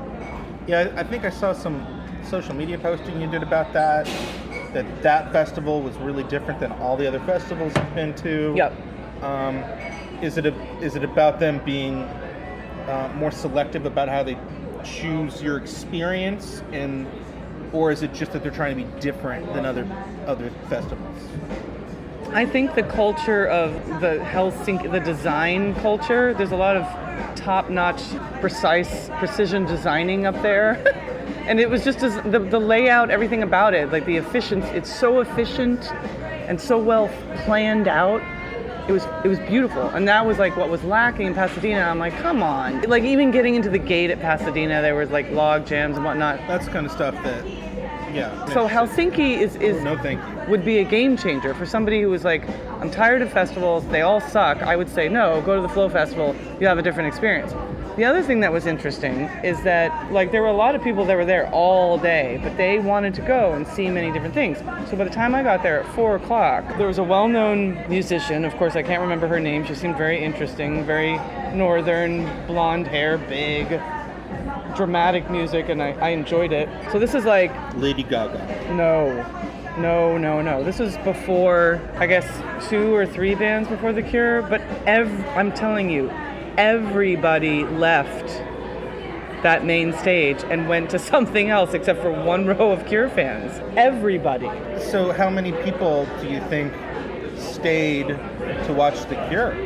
Well, they all came back, but I'm saying like, so if I guess I don't understand. Okay, so Blonde Nordic Lady, it was Blonde Nordic Lady, then band B, then band C, then The Cure. Uh-huh. So when Blonde Nordic Lady, they said bye, now these people are playing on that stage.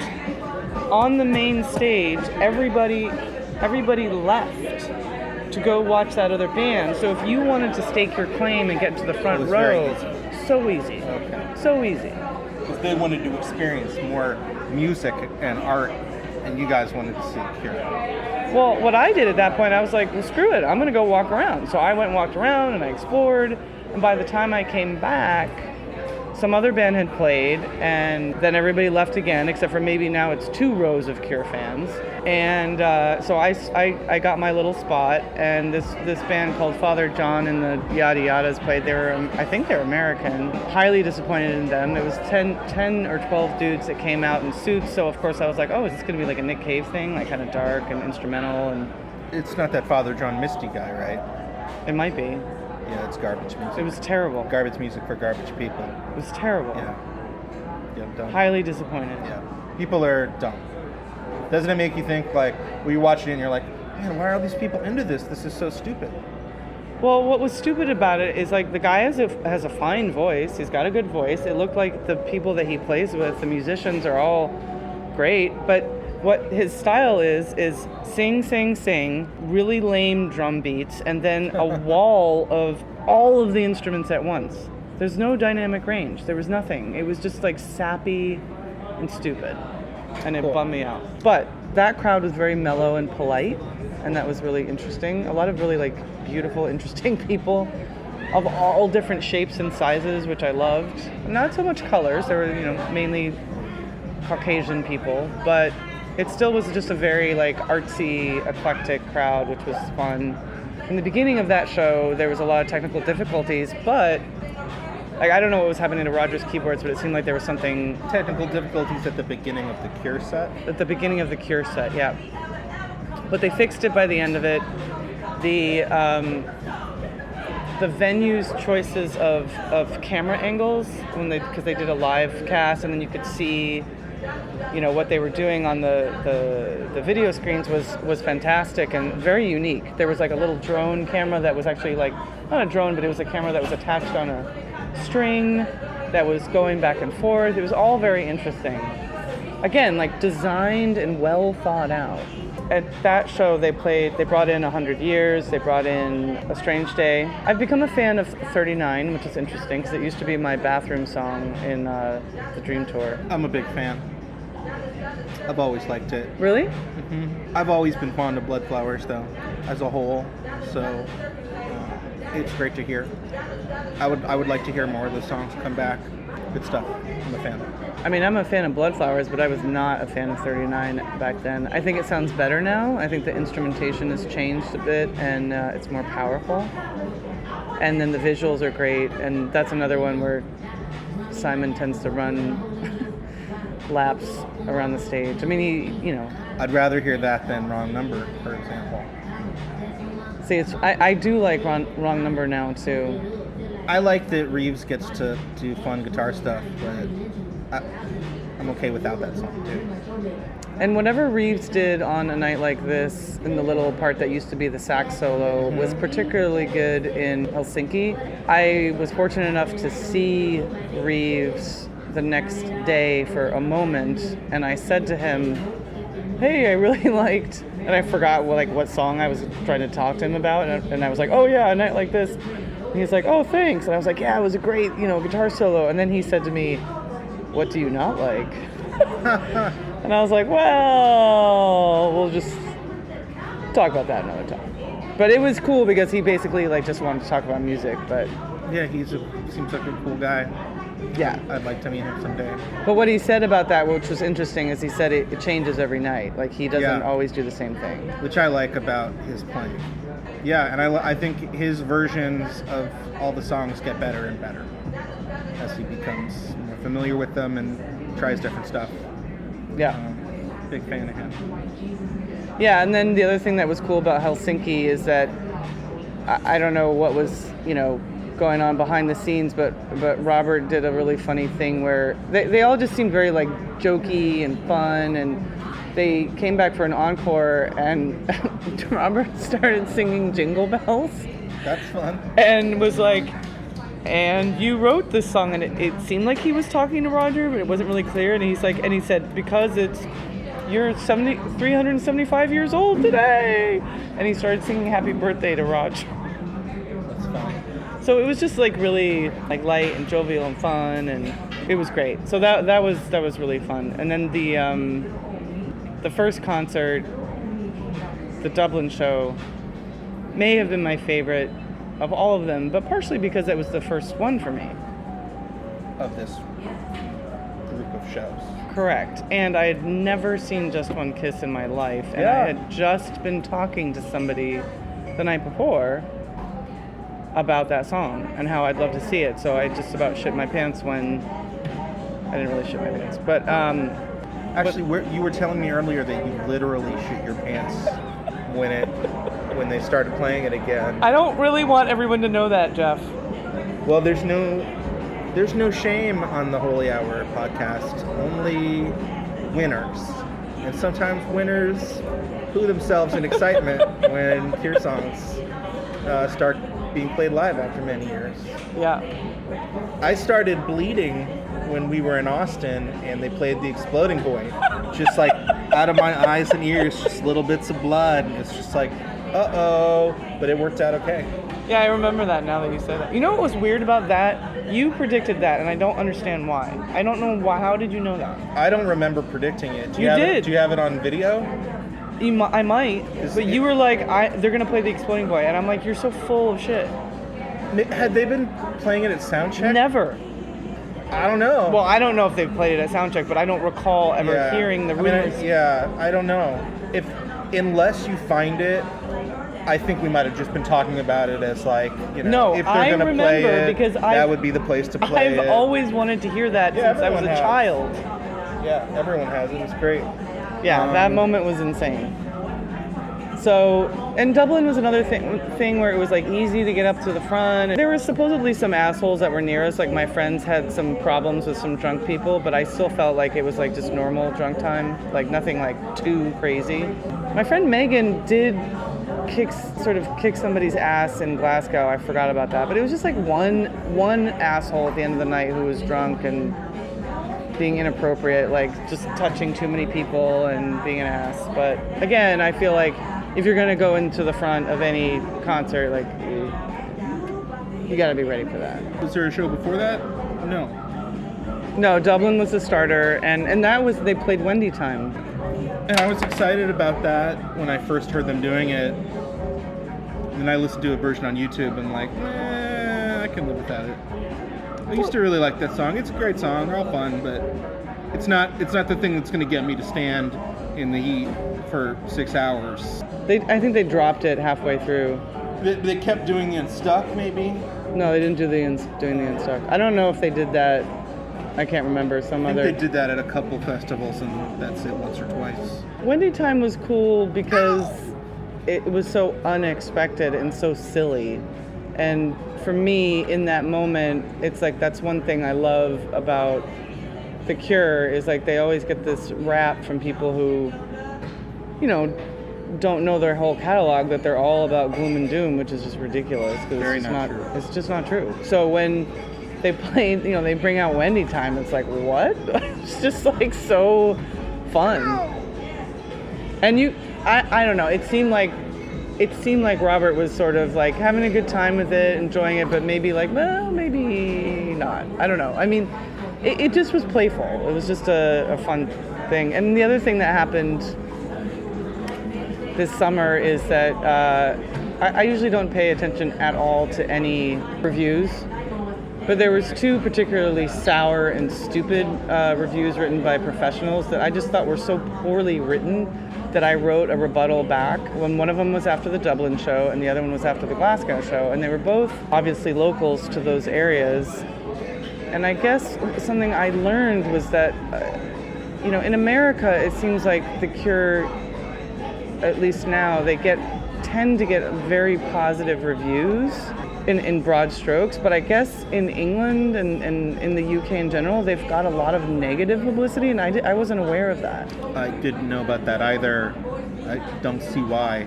I don't see why either, but when I read these reviews, like, I don't give a shit if somebody doesn't like The Cure and they were bored at the festival, but when they're saying things that just, like, aren't true, the second guy was like, oh, if Robert could only interact with the crowd, like, would it be so hard for him to interact? And he totally was. You know what I mean? It just wasn't true. It was like he was reading a script about dark man who sings sad songs.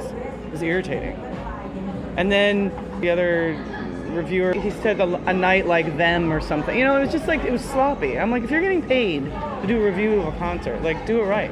A dark man who sings sad songs sounds like a 90s Bowie lyric. A dark man who sings sad songs. I even got in trouble with some Cure fans about the first review because I was kind of like, take it down, but I thought I was being funny. Like, I thought that the humor would... Nope. Guess not. Nope. They were saying I was not an advocate for free speech, so I had to clarify that. But now I actually follow that reviewer. They're your best friend? Yeah, now we're BFFs. His name's Bernard Zuhl. Oh, and then actually the last thing about the Dublin show that I just was reminded of somehow, I was trying to think of which was the best crowd, and I might give it to Dublin, but it's because of these two guys that were it was because of all the people around us, but the two nice fellows I think they're from Portugal, Fernando Cruz, am I saying your name right? I mean, this guy was so excited and so enthusiastic. He had this GoPro that was just bouncing up and down, and he was screaming, and like we were trying to rally for Play for Today, and like there were like 4 people doing it.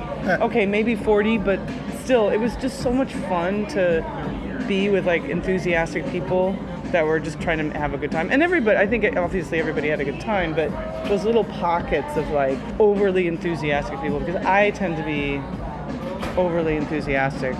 I'll blame it on being half Brazilian. Yeah, so did you have any inkling to go to any festivals at all, at any point within the summer?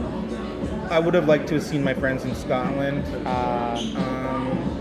And I would have known a number of people there for that. And it would be fun just to go to Scotland, and I think it would be a fun crowd, a fun show. But it was never in the cards financially. I'm not spending my money this year on that kind of travel. Right. So I kind of knew in the beginning of the year that's not how I'm spending my money. Right. I'm mostly spending my money this year on action figures. Right. So, right. Choices. Here, the soup to nuts about the festival season is like, at this point in the Cure's, for me, at this point in the Cure's career and where I'm at in my life, I'm happy to go see a few festivals because I'm willing to sacrifice some comfort just to celebrate the fact that we're all still here, those of us that are. Because I'm getting to a point in my age where I know that I'm not going to be able to do it to this degree for that much longer for physical reasons, financial reasons, whatnot. Well, that's the thing is I think culturally people are finally finally getting hip to the fact that like for some of us going to concerts is soul food, and it's actually like nourishment. It's like, it's awesome, and for them too.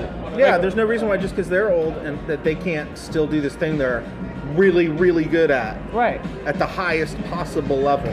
There was a time on the Dream Tour when I went to Europe.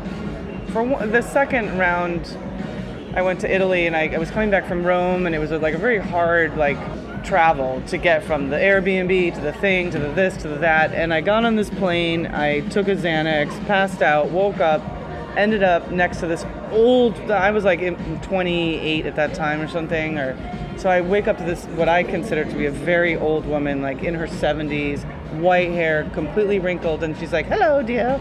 We start talking. So she's asking me like what my trip was all about, and I was just being like a judgmental idiot and assuming that she was just about to totally read me the riot act once I told them I was following the fucking band around. And so I was like, all right, let's do this. And she's like, I said, I was there following the Cure. And you know what she said to me? What did she say? She said, "Oh, that's wonderful. My daughter's been following the Rolling Stones for decades, and she's 45 and still going." And that was in 2000. So I wonder if those ladies are still going. I bet. And it sounds like they had a reason to wait around because the Stones went on tour and everybody loved it. Yeah. So when the Cure tour again, do we all hope that it's medium-sized to big indoor venues with no opening act and a full set list, you know, a 3-hour Of course. Cure show with, and I mean he's saying it's all dark or whatever. I don't need to hear all dark material in a new set list, but it'd be fun to hear something different. I'm lowering my expectations for a length of a set list just because I know that it's like my physical and mental capacities diminish with age, and so I don't know if maybe they can play a 4-hour set. I have no idea. I mean, the closest I can think of for a musician in that level of stage is Rush, and they just physically weren't able to do these 3-hour shows anymore. Right, which was heartbreaking for them. At a certain point. Yeah, and I mean, they maintained that level forever. I don't see why the Cure couldn't play a 2-hour show like they have recently and have everybody be happy at the end. Well, I think they'll always be able to play a 2-hour, but I just don't know about a 3-hour. I mean, yeah, it would be delightful to have that feeling again of just it's just the Cure. You know, and I don't need 3 hours. You're right. Just maybe not having an opening act, and just 2 hour, 2:15 like Pasadena. That's fine.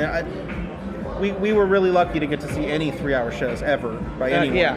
So I think it's fair to not have that expectation. As a Cure fan, we're spoiled because they've played so many fucking different songs, and of course we wanted to hear like Happy the Man or whatever. And I want to make it clear that I'm not complaining about their set list of playing 2.5 hours of awesome Cure songs. Right. I'm not upset about that. I love the pop songs. I love the hit songs. All You're Just Like Heaven every day, that's fine. I have nothing against that stuff. It's just for me to decide this is the thing I'm going to do. Right. It's not this time. Right. And that's okay. But if I had gone with you to those festivals, sounds like I would have had a great time. Yeah. And seen and learned a lot of stuff about stuff that I'd have no anticipation for. Like things unrelated to the Cure, just about being in Helsinki or what have you. Exactly. And that's really awesome. I'm happy you got to do that. And thanks everybody for listening to Arusha's review of her experience with The Cure this summer. Well, it's really good to be back on the Holy Hour podcast. I miss it so, and I'm so happy that it's still going, because I remember when it started, Gavin and Donald, like many podcasters, were like, will we make 50? Will we make 100? And now it's been like 3 years, so congratulations, guys. All right, team. All right, thank you so much, Arusha. Jeff, always great to hear your thoughts, and thanks so much for sharing with us. Really appreciate it. And yep, we're still here somehow, still rolling. Not going to get rid of us that easy, Cure fans. So, but we are going to wrap up. We got many great shows on the horizon, though, many great shows in the past. So be sure to subscribe on iTunes or YouTube, especially if you want those old episodes. Got a lot of people asking, what's up with those old episodes? They're not playing on iTunes. Yep, it's a long story, but just go on over to YouTube. They're all there, fully functional, and you'll find them there. And elsewhere, the Within the Year episodes are all on iTunes, Stitcher, Google Play, all that business. So go there, subscribe, or just keep your eyes peeled. And also follow us on Instagram at The Holy Hour Podcast. Follow us on the Facebook page at The Holy Hour Podcast, where you can find tidbits and threads for each episode, and comment. If you have an experience you want to share from the summer festival shows, that'd be a great place for you to leave your 2 cents and your thoughts on any shows. So if you want to contact me directly to send in contributions or have a comment or a suggestion for a show topic, be sure to email me at gavinconnor@gmail.com. And, of course, check out 17secondshirts.bigcartel.com for all the latest and greatest from Chaz's Super Rad Cure t-shirts. Always new ones coming up, so keep your eyes peeled. And follow his Instagram, too, at 17_seconds. And again, thanks so much to everybody. You guys really pulled through on this one. Colleen, Aaron, Wojtek, Amanda, Scott, John, Isabel, Arusha, and Jeff. You guys rule. Until next time, talk hard.